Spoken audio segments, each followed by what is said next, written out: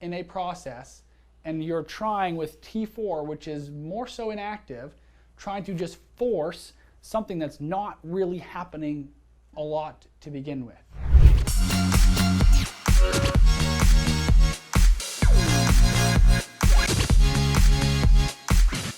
In the grand scheme of things, I'm testing all of this in serum. The urine-free T3 testing is, according to Hertog, I've never done one, but according to Hertog is the best way to monitor patients on thyroid hormone, because you're just looking at what's the total amount of thyroid that's coming out. Again, kidney function plays into this. You always have to remember that with any urine test.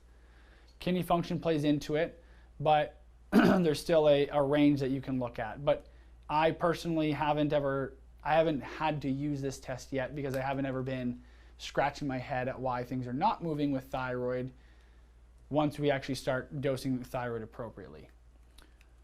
TSH can be a good marker, and it's not a good marker when patients are on T4 only. There's a lot of research showing that just taking Synthroid screws up the pituitary reflex of T3 to TSH and will make this look great, and we'll keep it at 1, and patients are still hypothyroid. They're on 150 micrograms of T4 and they still feel like shit, and they are still really cold, but they're told your thyroid's great because your TSH is 1 or 0.5. Okay? So you just have to keep that in mind when you have patients on T4. I have recently, within the last 6 weeks, I was introduced to an idea of not dosing with T4, of just doing T3 only dosing. And I'm in my infancy of playing with this, and I have a few patients who I've either switched or just had the opportunity to start them on T3 only dosing. The way I think about it is this. If we have a situation where a patient has a condition that is resulting in a decreased conversion of T4 to T3 in this cell, and in this cell they have increased conversion of T4 to T3. If I give them majority, the recommended 4-to-1 ratio of T4 to T3, which that comes from the fact that the pituitary gland secretes 80% as T4, 20% as T3. So that's what that 4-to-1 ratio in your NP thyroid, your Armour thyroid, all that stuff, that's where that comes from, okay? That we're preserving the ratio that the pituitary gland secretes. But if I'm giving a whole boatload of T4, which in this cell converts to T3 really well and shows, then going to decrease TSH and shows a beautiful TSH, that T4 that goes into this cell has a really hard time becoming T3. And so I'm pushing a problem. Right? There's a block in a process, and you're trying with T4, which is more so inactive, trying to just force something that's not really happening a lot to begin with. So you can circumvent that. You give them T3. Question. If you're deficient in both T4 and T3, given T3 makes sense because it's the active form. If you already have high T4, is there, something you start with, whether it's iodine or something first to try and help the conversion? We notice that doesn't help as effectively as just going to T3. So both. Two ways I look at it. If I don't know if this patient's issue is truly a cellular T3 deficiency and I want to know, we want to help make a diagnosis, T3. It is going to draw a line in the sand where we can then say within 3 weeks, your symptoms are 80% better then we know that it's a T3 problem. And then we can always start to look at, is it an issue with an iodine deficiency, selenium deficiency, things like that. If we're not going to go that route, then we could start with something like the cofactors, herbs, things like that, but it's going to take a lot longer time, and there's more variables that it could be that could have impacted them. So that being said, the other thing is that all of these, this enzyme has the same cofactors as this enzyme. And so, in my thought process is, if there's any of these going on, giving cofactors is not going to resolve these issues that's causing this depression in the deiodinase enzyme. It might support this to improve this a little bit, but in patients with obesity, diabetes, the cofactors and things like that don't move the needle the way they should if it was just an issue with not enough selenium or not enough iodine for that enzyme to happen, that reaction to happen. So over time, if you're given T3, because the T3 will also work within the pituitary to turn TSH off, do you find that you become reliant on T3 over a period of time because you've turned TSH off for so long? So so the lecture that I learned this from, his name is Dr. Milroy, who opened me up to this idea. So I don't have my patient's data to talk about this, so I'm going to talk about what he talks from his patient data, okay? He said that when he made the switch to T3 only in majority of his patients years ago. He said that when you're dosing T3, patients get symptoms of hyperthyroidism before the true TSH suppression happens. Whereas on patients where they are on T4 and T3 or T4 only, the TSH suppression happens and patients are typically still hypothyroid.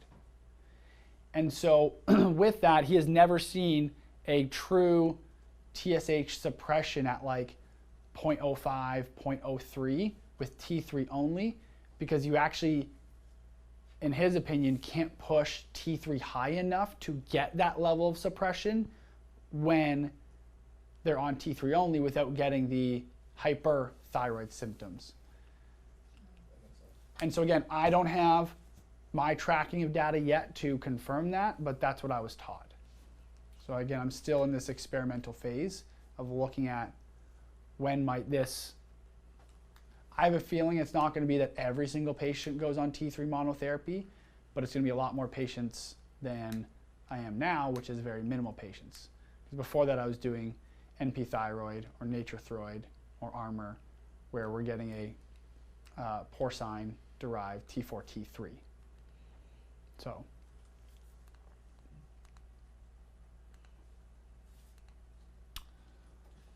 So with that being said, free T3 levels, typically looking between 3.1 and 3.7 for considered optimal.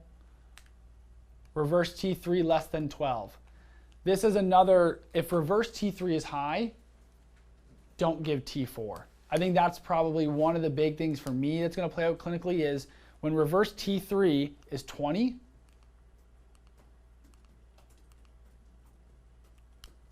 this enzyme is overactive. You give more T4, you're going to push that more.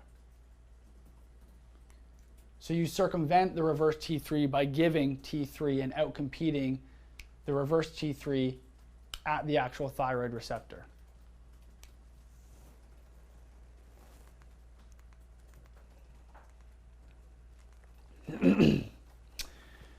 All my patients, if they've never had antibody testing, even if they have no family history of autoimmune thyroiditis, I still run antibodies.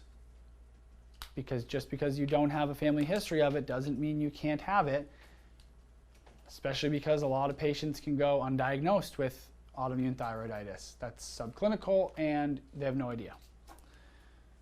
So I want them as close to zero as literally possible.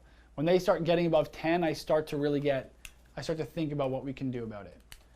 First line therapy is a gluten-free diet. The important thing to do with this is you get a blood test, you do a gluten-free diet for 4 to 6 weeks, you repeat the blood test. Because you need to know in that patient, if I implement this therapy, does that actually change their thyroid antibodies?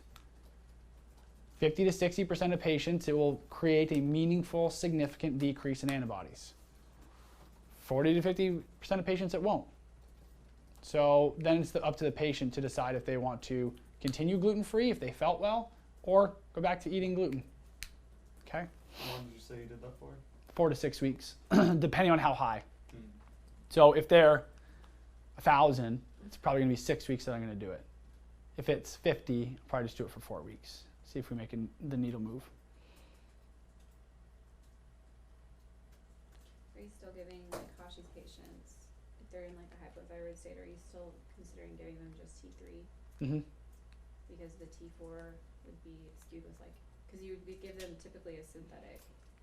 Yeah, so my Hashi's patients, I'm tending to give them a synthetic over a glandular or a porcine derived, yeah. And to clarify on that, not every single patient has issues with the porcine derived. There's just the potential for issues with the autoimmune patients, and so we just avoid it and go synthetic. I don't use compounding pharmacies for T4 and T3 just because there's been a lot of issues in the past with consistent dosing on thyroid hormones, and so I do Cytomel or generic liothyronine. If I'm ever really going to do T4, I'll do Synthroid, but I haven't written a Synthroid prescription in a very long time.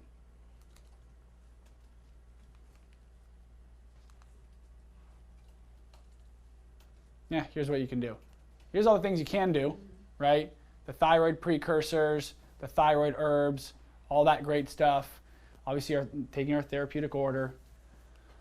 What I prefer to do, this is the old me, just NP thyroid, or we're using the synthetic T4, T3, which would be the levothyroxine and the liothyronine, or Cytomel. What I've been doing with Cytomel, and I'm now starting to do this with NP thyroid as well, is dosing based on clinical response, not labs. So what that means is that I'll walk you through what I tell my patients right now for Cytomel. So we get the 25 microgram tablets. Sometimes, if I'm concerned that already might be too much, I'll start with 5 microgram tablets. We start with 1 tablet once a day, and we increase it. So the 1 tablet is if we're doing 5, a half a tablet if we're doing 25, so we start at 12.5. We increase it by either 5 micrograms or 12.5 micrograms. We increase it every 7 days. We continue to increase it every 7 days until patients get symptoms of hyperthyroidism. Once they hit that, they start going back down. When they go back down, you skip a day because thyroid builds up because it's actually hitting nuclear receptors, and so you skip a day. So now you're going down and decreasing every 2 weeks. You go down until you hit the dose that their symptoms start to come back. And then you go up either the 5 microgram tablet or the half tablet. So a theoretical example, let's say we're starting at 12.5. So we start at 12.5 a week. Patient's fine, no symptoms of hyperthyroidism. Maybe they're starting to feel a little better. They go to 25 for a week, feeling good. 37.5, feeling good. Go up to 50, they start to notice symptoms of hyperthyroidism. We go back down to 37.5, they feel normal. Go down to 25, they feel normal. Go down to 12.5, they feel hypothyroid again. We go up to 25. So we're looking for the minimum effective dose that they don't have symptoms or that they feel good. So then with the NP thyroid, we're basically doing the same thing but going up in half grain increments.